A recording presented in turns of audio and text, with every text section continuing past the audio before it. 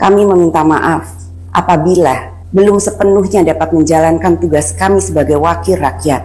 DPR RI akan terus berbenah dalam mendengar aspirasi rakyat. Sekarang kalian mengatakan bahwa kita akan mendengarkan aspirasi dari masyarakat.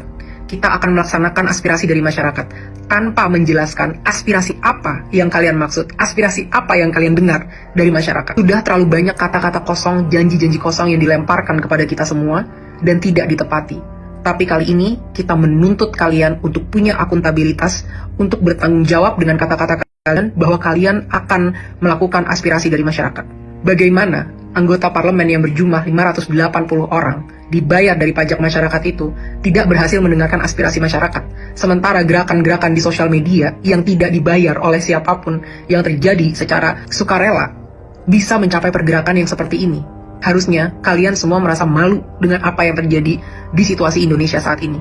Akan kita perjelas apa tuntutan kita. Kita mau kalian bertanggung jawab dan bertingkah sesuai dengan apa yang kalian janjikan. Kali ini kalian tidak bisa lari dan tidak bisa berkilalah lagi, karena aspirasinya sudah sangat jelas dari masyarakat. Pada sebelum 5 September pukul 23.59, ini adalah 12 hal yang kita tuntut dari kalian kalau memang kalian mau menunjukkan bahwa kalian masih berpihak kepada masyarakat.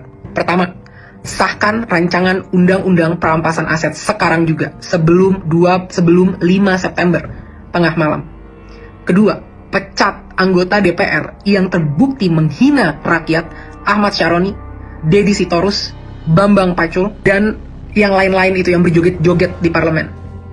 Mereka yang hanya mewakili kepentingan partai politik dan tidak kredibel untuk merepresentasikan kita, apalagi membuat kebijakan-kebijakan. Kita minta KPK, pahlawan kita, untuk segera cek seluruh harta dan aset mereka. Apakah itu didapat dari uang yang benar-benar legal atau ada permainan-permainan dari harta-harta tersebut. Crazy rich itu tidak mungkin bisa sekaya itu tanpa melakukan hal-hal yang tidak dibenarkan secara hukum.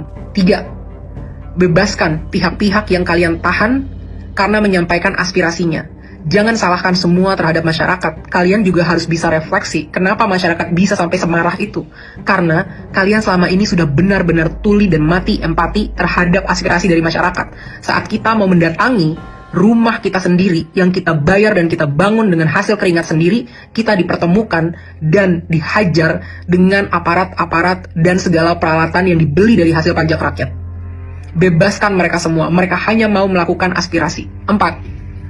Reformasi DPR. Kalau memang kalian tidak mau DPR dibubarkan, maka reformasi habis-habisan bagaimana cara kalian bekerja. 1. Audit secara transparan. Apa isi dari anggaran 9,6 triliun per tahun di tahun ini dan tahun depan? Apa itu? Setiap sennya kita mau tahu dengan jelas. Dan setelah 7 hari, kita mau kalian laporkan penyerapan anggarannya setidaknya setiap bulan kepada rakyat. Kita mau tahu apakah investasi kita itu benar-benar membuktikan dan memberikan kesejahteraan, atau ini semua hanya investasi bodong untuk kepentingan-kepentingan pihak-pihak tertentu. 2. Rampingkan segala anggaran. Tidak ada tunjangan-tunjangan ini, itu, tunjangan beras, dan lain sebagainya. Dan rampingkan jumlah anggota DPR. Bersihkan DPR dari pengkhianat-pengkhianat rakyat, pengkhianat-pengkhianat bosnya sendiri. Potong semua anggaran yang tidak urgent untuk kesejahteraan masyarakat. Rapat-rapat, kunjungan kerja ke luar negeri, patwal, dan semua itu tidak ada hubungannya dengan kesejahteraan masyarakat. Hentikan budaya gila hormat, karena kalian semua adalah karyawan. Bertingkahlah seperti karyawan. Ketiga, tolak mantan napi korupsi sebagai anggota DPR ataupun anggota BUMN. Tidak ada lagi penghargaan terhadap pengkhianat bangsa yang merampok kekayaan rakyat. 4. Hapuskan semua perlakuan istimewa yang menciptakan kesenjangan antara rakyat dan parlemen, yang membuat parlemen mati empatinya dan tidak mampu membuat kebijakan yang berpihak kepada rakyat. Contohnya, bayar pajak tidak boleh lagi ditanggung oleh APBN, harus ditanggung oleh individu. Kita tidak mau lagi melihat ada pengawalan khusus terhadap anggota parlemen. Mereka harus bertingkah layaknya masyarakat. Semua hidup kita urgent, apalagi kita yang bayarin gaji kalian dan infrastruktur dan operasional keberlangsungannya negara ini. Kita yang lebih penting dibanding kalian. Transportasi, tidak ada tunjangan mobil, cukup tunjangan untuk naik transportasi umum. 4. Hapuskan pensiunan seumur hidup bagi para anggota-anggota DPR yang masa kerjanya hanya 1 periode. Kita tidak mau lagi membayari mereka sampai akhir hayat, kalau memang mereka tidak mau mengabdi dengan tulus kepada masyarakat. Kedepannya, kita mau KPK atau BPK untuk meninjau dan memeriksa harta dari segala anggota DPR, dan kita mau transparansi yang besar-besaran. Semua rapat-rapat diskusi kita mau itu ditunjukkan live secara online ke rakyat. Bahkan kalau bisa, rakyat harus selalu boleh masuk ke gedung DPR untuk mendengarkan dan melihat apa yang karyawannya sedang lakukan.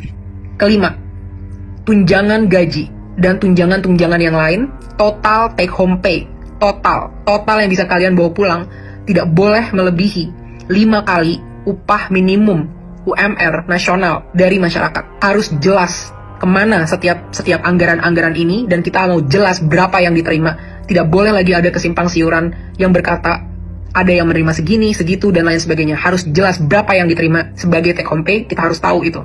Keenam, tetapkan KPI, Key Performance Indicator, yang terukur bagi anggota DPR sebagai standar kinerja. Berapa RUU yang harus kalian sahkan, berapa RUU prioritas, dan lain sebagainya, harus dengan aturan yang jelas.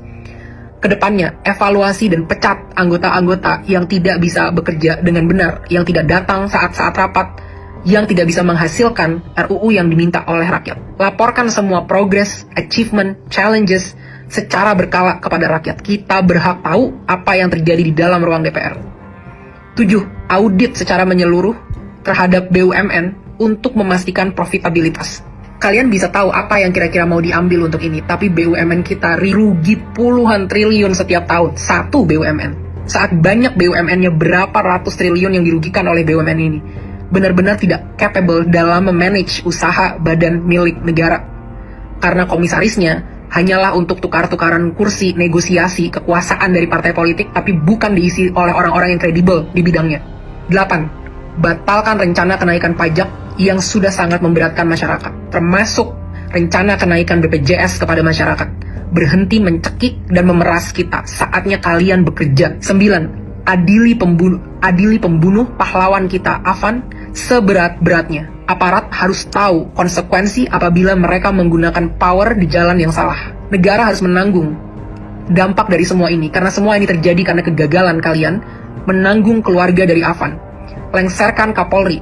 Kapolri telah gagal memberikan komando untuk melindungi masyarakat. 10. Berikan standar gaji yang layak terhadap pahlawan bangsa kita, guru-guru di Indonesia, termasuk juga nakes-nakes di Indonesia. 11. Reformasi kinerja kepolisian habis-habisan. Mereka harus profesional, berpihak dan berempati kepada rakyat, punya kemampuan emosi yang baik, sehingga tidak menyalahgunakan senjata sebesar itu yang mereka punya. Mereka di sini untuk melindungi rakyat, bukan untuk membela kepentingan penguasa. Saat kasus-kasus terjadi, banyak banget yang loyo, lama, dan lain sebagainya. Tapi saat itu tentang demonstrasi, betapa canggih alat-alat yang kalian punya. Betapa banyak amunisi yang kalian punya untuk ditembakkan kepada masyarakat yang membayar gaji mereka setiap hari. Reformasi ini semua. Aspirasi sudah sangat jelas. Kalian punya 7 hari untuk bisa mewujudkan ini kalau memang kalian pantas memegang kedaulatan rakyat. Kita akan buktikan bersama-sama apakah kalian mampu dan benar-benar capable dalam melakukan ini, atau benar apa yang memang kita inginkan untuk membubarkan DPR. DPR tidak harus bubar kalau kalian benar-benar bisa bertanggung jawab dengan kekuasaan kalian dan menampung aspirasi rakyat. Jangan sampai ada lagi darah-darah dari pahlawan-pahlawan demokrasi kita yang bercerceran di jalan. Jangan sampai ada lagi intimidasi untuk orang tidak bersuara di negaranya sendiri. Hentikan segala intrik-intrik politik yang menjijikan dan busuk ini. Mulai bekerja dari sekarang. Buktikan 7 hari dari sekarang, mampukah kalian bertanggung jawab, pantaskah kalian digaji dari duit masyarakat.